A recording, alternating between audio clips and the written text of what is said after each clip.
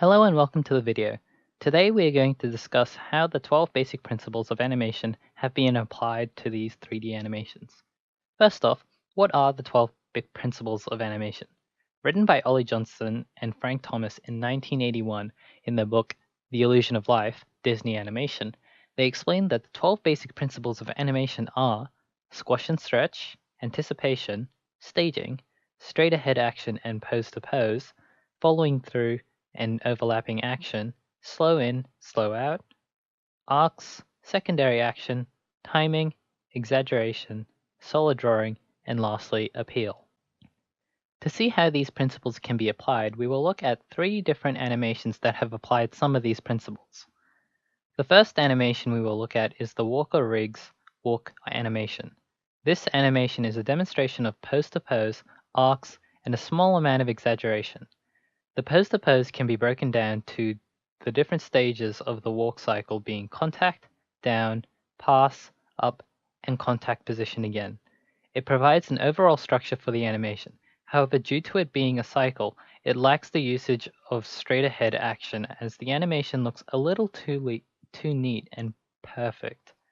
Whereas an animation with some straight-ahead action could add in bits of randomness that life has to give that gives it its extra believability to it. Secondly, the arcs provide the walk a curved trajectory when the foot leaves the ground to go into an up position, whilst the foot goes up in a curved manner. Additionally, the foot rolls in an arcing manner as well when leaving the ground and arcing in the reverse when the foot is in the middle of the air. Lastly, the arc is also created when the foot is in its contact position and the foot has a small amount of arc to simulate the drag in the foot following up with the action. The jump animation is a great example of all principles except appeal, exaggeration, staging, and solid drawing. Starting with squash and stretch, we can see the animation has a small amount of it when the character is in the air beginning their descent mid-jump.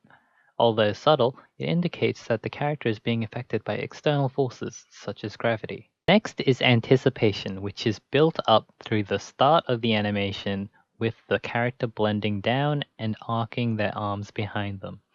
In that low position, they have built up a whole sense of movement through the pose that the character has put themselves into, and as the viewer, you can assume that they want to propel themselves forward. Following anticipation is straight-ahead action and pose-to-pose. Once again, it feels a little like the animation is too perfect. However, the small nuances from the character swaying and their small secondary arm movements before and after the jump provide a little extra believability. Pose-to-pose provides the entire structure of the animation with step poses before the jump, mid-jump, and after the jump, with additional poses to help smooth out the action.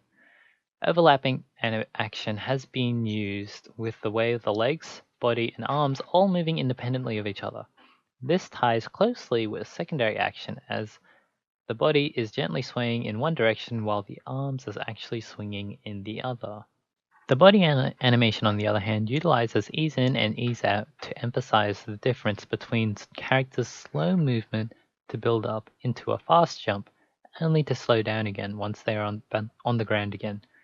Additionally, ease in and ease out is also used in the arms with the small arcs of the swinging arms before and after the jump. The final animation is an animated walk cycle based off a film character, Yuki Kei, from a Japanese animated film, Space Pirate Captain Harlock. This animation would best demonstrate the exaggeration and appeal principles that had been left out from the other 2 animations. This is due to the character's exaggerated movement to create appeal. This appeal takes the form of exaggerated walk cycle that mimics walks down a catwalk at fashion shows. It accentuates the curves of the character's hips by forcing the legs to come straight in front of each other and create sexual appeal that may interest male viewers. This exaggeration, although not really seen in the real world besides movies and fashion shows, is greatly desired in animation as it emphasizes personality and visible distinction that can separate characters apart from each other. This reinforces the fact that characters within animations follow stereotypes, which such exaggerations can reinforce those stereotypes, such as examples like slow hulking walks or walks such as this one.